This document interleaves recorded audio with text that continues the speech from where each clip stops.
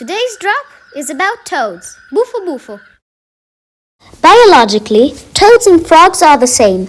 However, comparing them, they are two distinct animals.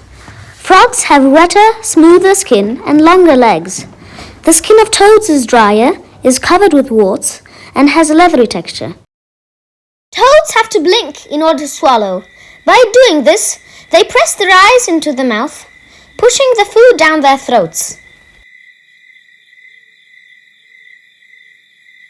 If you want to help a toad and carry it to safety, use gloves because some toads have poison in their skin.